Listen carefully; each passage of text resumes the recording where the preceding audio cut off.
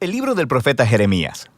Jeremías fue un sacerdote israelita que vivió y trabajó en Jerusalén durante las últimas décadas del Reino del Sur, Judá.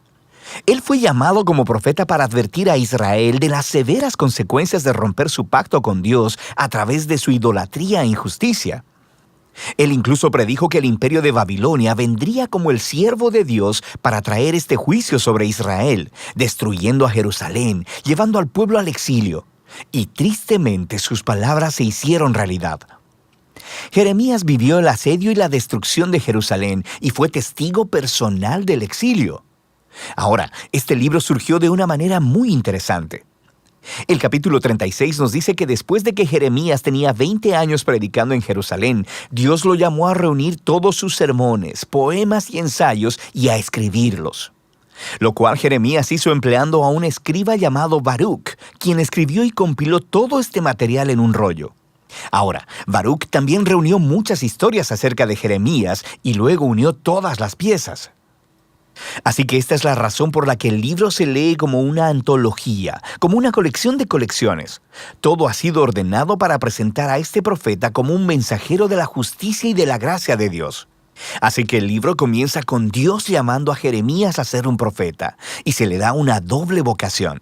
Él será profeta a Israel, pero también a las naciones, y sus palabras arrancarán y derribarán, pero también edificarán y plantarán. En otras palabras, él acusará a Israel y le advertirá acerca del juicio venidero de Dios, pero también tiene un mensaje de esperanza para el futuro. Ahora, esta introducción resume perfectamente la primera gran sección, los capítulos del 1 al 24. Es una colección de los escritos de Jeremías antes del exilio. Y la idea central aquí es que Israel ha quebrantado el pacto con Dios y violado todos los términos del acuerdo que hicieron, el cual está escrito en la Torá. Y de muchas maneras, ellos adoptaron la adoración a toda clase de dioses cananeos, edificando santuarios a ídolos por toda la tierra. Y Jeremías desarrolló la metáfora de la idolatría como adulterio y utiliza el lenguaje de la prostitución, promiscuidad e infidelidad para describir cómo Israel le ha dado su lealtad a otros dioses. Jeremías también acusa repetidamente a los líderes de Israel, los sacerdotes, los reyes, los otros profetas, todos se han corrompido. Han abandonado la Torá y el pacto, lo cual ha producido un resultado trágico: rampante injusticia social. El pueblo estaba aprovechándose de las personas más vulnerables de las comunidades israelitas, las viudas, los huérfanos, los inmigrantes, en clara violación a las leyes de la Torá. Y esto parecía no importarles a los líderes de Israel. Un lugar clásico en el que todas estas ideas se reúnen es el capítulo 7. Se le llama el Sermón del Templo de Jeremías. Los israelitas llegan al templo a adorar a su Dios como si todo estuviera bien. Pero fuera del templo están adorando a otros dioses. Y algunos incluso adoptaron la horrible práctica cananea del sacrificio de niños. Así que Jeremías hace su muy impopular anuncio que el Dios de Israel viene en juicio.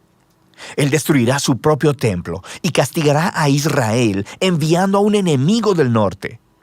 Este es un ejército que Dios permitirá que conquiste a Jerusalén, y mientras lees, descubres que Él está hablando acerca del gran imperio de Babilonia. Y todo esto nos lleva a una transición en el capítulo 25. Israel no ha regresado a su Dios. Así que en el primer año del nuevo rey de Babilonia, Nabucodonosor, Dios le dice a Jeremías que anuncie que los ejércitos babilonios están en camino a Israel y a todos sus vecinos para conquistarlos y llevarlos al exilio durante 70 años. Él compara a Babilonia con una copa de vino, llena hasta el borde con la justa ira de Dios, por toda la injusticia y la idolatría de Israel. Dios hará que Israel y las naciones beban de esta copa. Ahora, este capítulo es clave para el diseño del libro, porque todo lo que sigue se concentrará en el ataque venidero de Babilonia. Primero sobre Israel en los capítulos del 26 al 45, y luego sobre las otras naciones en los capítulos del 46 al 51.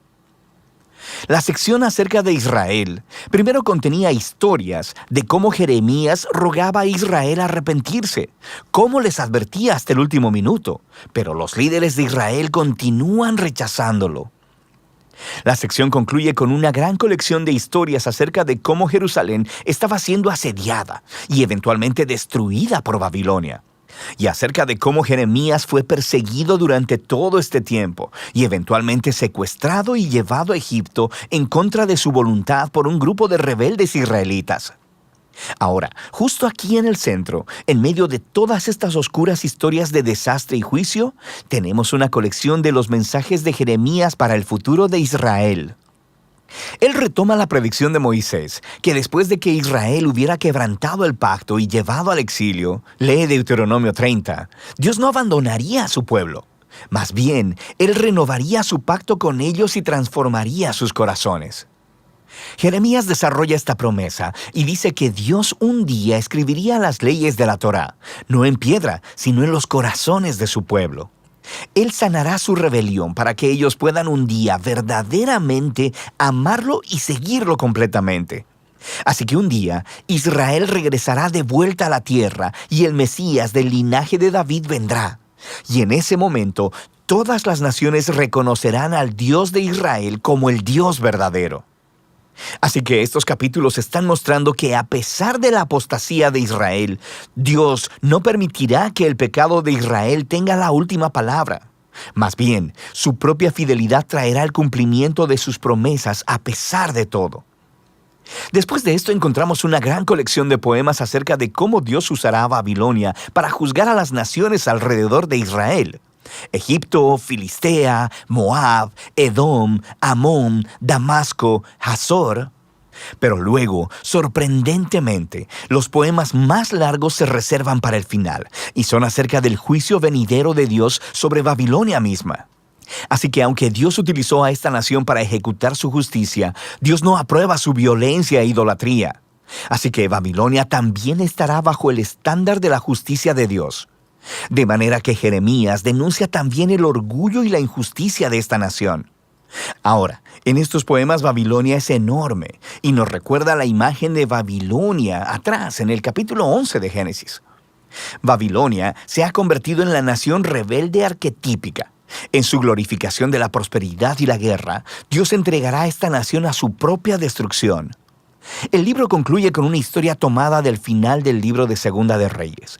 Nos cuenta el último ataque de Babilonia sobre Jerusalén, sobre cómo destruyeron los muros de la ciudad, quemaron el templo y llevaron al pueblo al exilio. La historia muestra cómo se cumplieron las advertencias de juicio de Jeremías de los capítulos del 1 al 24.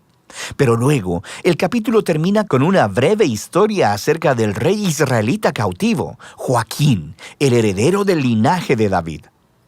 Y el rey de Babilonia lo libera de la prisión y le muestra su favor y le invita a comer en la mesa real por el resto de su vida. Y así es como termina el libro. Así que es un pequeño destello de esperanza y nos recuerda las promesas de esperanza de Jeremías en los capítulos 30 al 33. Dios no ha abandonado a su pueblo o la promesa de un rey venidero procedente del linaje de David. Así que, aunque este libro contiene una gran cantidad de advertencia y juicio, las últimas palabras concluyen con una nota de esperanza para el futuro. Y de eso trata el libro de Jeremías.